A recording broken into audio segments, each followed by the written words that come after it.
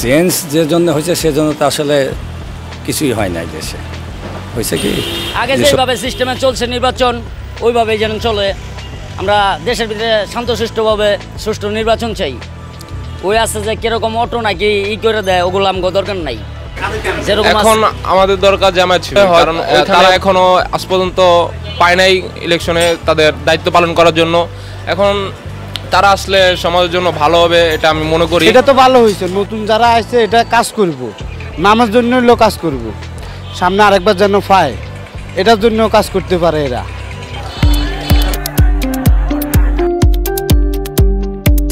আমরা কী ভাববো বলেন, আমরা সাধারণ জনগণ, আমাদের তো ভাবনার কিছু নাই। দেশের যা পরিস্থিতি তাতে পরিবেশটা এখন তো আর বোঝা যাবে না, কি যাবে কি এই মুহূর্তে পরিবেশ সামনে কি আসবে না আসবে, প্রতিদিনই তো পরিবেশ পাল্টাচ্ছে, তাই না? তো অগ্রিম তো কোনো পরিবেশের কথা বলা যাচ্ছে না, এটা কি বলা সম্ভব বলেন? এখন যখন প্রার্থী নামবে তখন ভোটের পরিবেশটা আলাদা হয়ে যাবে, তখন বোঝা যাবে যে প্রার্থীরা জনগণ কোন দিকে কী করছে, ভোটের কত আগ্রহ মানুষের আছে না আছে। এই মুহূর্তে তো কেবল নির্বাচন ঘোষণা করেছে, তারিখ হয়েছে, মানুষের আগ্রহ তো এই মুহূর্তে তো বোঝা মুশকিল, তাই না? প্রার্থী যখন মাঠে নামবে তখন ভালো বোঝা যাবে যে আসলে জনগণের প্রত্যাশা দেখি। এটা এখন প্রার্থী না দিলে কেমনে বোঝা যাবে যে কোন দলের সাথে কোন দলের ইয়ে হবে। বড় দল বলতে তো এখন বিএনপি আর জামাত ছাড়া তার বড় দল এখন আর নাই, আছে কি নাই? তো এখন কার সাথে কি জোট বাঁধবে, জোট না বাঁধা পর্যন্ত তো এটা বলা অসম্ভব, এই মুহূর্তে বলা এটা সম্ভব? এখানে আশা ভরসা কিছুই নাই, কি আশা ভরসা থাকবে বলে? চেঞ্জ যে জন্য হয়েছে সেজন্য তো আসলে কিছুই হয় নাই দেশে। হয়েছে কি যেসব পরিবর্তন হওয়ার কথা তা কি হয়েছে? পরিবর্তন তো কিছুই হয় নাই। এতে তো আরও সাধারণ জনগণের সমস্যা দিন দিন বাড়ছে, সমস্যা তো সমাধান হয় নাই যে আশা যে। হ্যাঁ, ভোটের পরের জিনিস তো ভোটের অগ্রিম কোনো জিনিসের সিদ্ধান্ত কেউ দিতে পারবে? যারা নির্বাচনে দাঁড়াচ্ছে তারাই কি দিতে পারবে? তারা তো পারবে না। তা আমরা সাধারণ জনগণ এডিলি আর কী প্রত্যাশার কী আছে? আগে যেভাবে সিস্টেমে চলছে নির্বাচন ওইভাবেই যেন চলে। আমরা দেশের ভিতরে শান্তশিষ্টভাবে সুষ্ঠু নির্বাচন চাই। ওই আছে যে কিরকম অটো নাকি করে দেয়, ওগুলো আমাকে দরকার নাই। যেরকম আছে আগে যেরকম চলছে ওরকমই যেন চলে। এটা ভালো হইব, খারাপ হইব না। তোমার প্ল্যান কি আসলে? তুমি তোমার প্ল্যান কি? আমি রিক্সা চালাই মামা, আমার প্ল্যান তো অনেক কিছুই। আমি এটা চাই যে এটা দিয়া দৈনিক যেন আমি ঘরে 1000 টাকা লইতে পারি ইনকাম করে। আমার এরকমই একটা টার্গেট থাকে যে দৈনিক আমার 1000 টাকা ডাইনে রাখার লাগবো।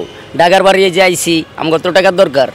এটা মামা আমি নিশ্চিত করবার পারবো না, ওটা দোষের যেটা আমার ওইটাই।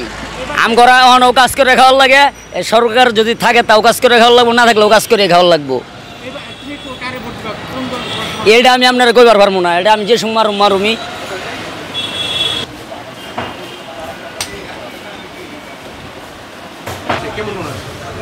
এখন নতুন দল আসতেছে, এটা নিয়ে কোনো মাথা ব্যথা নাই, কিন্তু ওরা যা শুরু করছে বিএনপির লোকেরা, এটা নিয়ে আর কি অনেক সমস্যা। কারণ এবারকার মনে করেন আপনার অনেক মারামারি খুন খারাপ এগুলো হচ্ছে, তো সমাজে বসবাস করাটাই হচ্ছে মনে করেন কি বলবো, মানে বলার মতো কোনো ভাষা নাই। ওরা যা করতেছে এই সমাজে মানে টিকে থাকাটাই মুশকিল। গরিব যারা গরিব লোক যারা আছে অসহায়তার মতো মানে বসবাস করতেছে, তারা তো আপনার মনে করেন সাধারণভাবে জীবনযাপন করতে পারতেছে না, কারণ বিএনপি লোকেরা যেভাবে উত্তপ্ত শুরু করছে। এখন বিএনপি যদি আসে তাহলে আমাদের সমাজে খারাপ একটা প্রভাব ফেলবে, এটা অনেক খারাপ দরিদ্র মানুষের জন্য। কারণ শেখ হাসিনার আমল আমরা যেরকমভাবে জিনিসপত্র কিনতে পারছি তার থেকে দ্বিগুণ দাম বাড়তেছে। এখন আমাদের দরকার জামায়াত শিবির, কারণ ওইখানে মনে করেন সমাজে যে নারীদের যে চালচলন আছে ওরা সঠিকভাবে চলতেছে না। জামায়াত শিবির আসলে ভালো হবে, তারা পর্দার সহিত চলতে পারবে।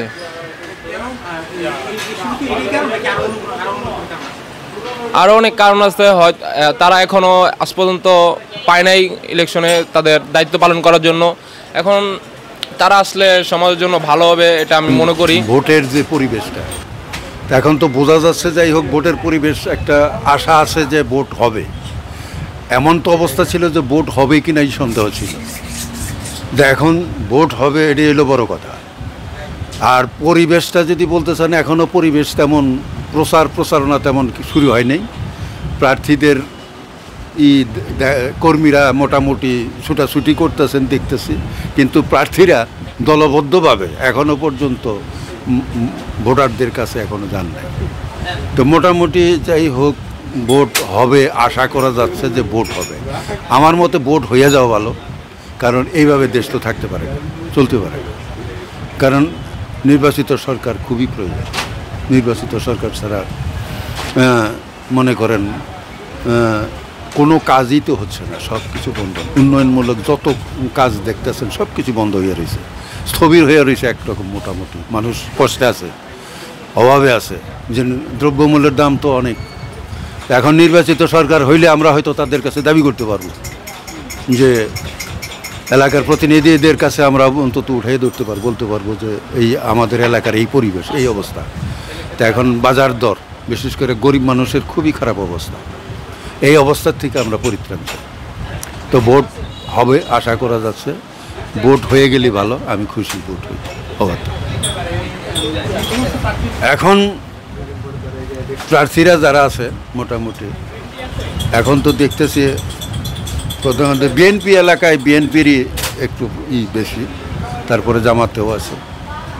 তো বিএনপিরটাই প্রধান, বিএনপি এবং মূলত জামাত দুইটাই পার্টি এখন আপাতত। যেহেতু গত সরকারের যে পার্টিটা ছিল আওয়ামী লীগ এখন নাই, সেই হিসাবে মনে করেন যে এখন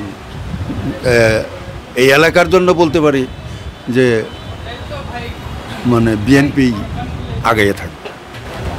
নতুন যারা আসতেছে আমার মতে হ্যাঁ তারাই নির্বাচন করুক, নির্বাচন না হইলে তারা পরিচিত হবে না, পরিচিতির দরকার আছে।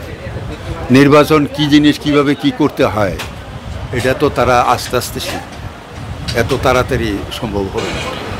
এখন পর্যন্ত তো ভালো বোঝা যাইতেছে। এখন নির্বাচনের মাঠে যখন এরা আসবে, সবাই সবসময় থাকবে, তখন বোঝা যাবে যে ঠিকমতো কাজ করব কিনা। এটা তো ভালো হয়েছে, নতুন যারা আসছে এটা কাজ করব, নামের জন্য লোক কাজ করব, সামনে আরেকবার যেন পায় এটার জন্য কাজ করতে পারে এরা। এটা ভালো হইব, দেশের জন্য কাজ করব আমি মনে করি আমার জায়গা থেকে। এখন প্রতিদ্বন্দ্বিতা বলতে জামাত তো আজীবন বিএনপির সঙ্গে ছিল, এখন হয়তো জামাত প্রতিদ্বন্দ্বিতা করতে পারে আংশিক বিএনপির সাথে। তা আশা করি হয়তো বিএনপি যদি সুস্থ নির্বাচন হয় বা নির্বাচন যদি ঠিকমতো হয়, বিএনপি অবশ্যই ক্ষমতায় আসতে পারে।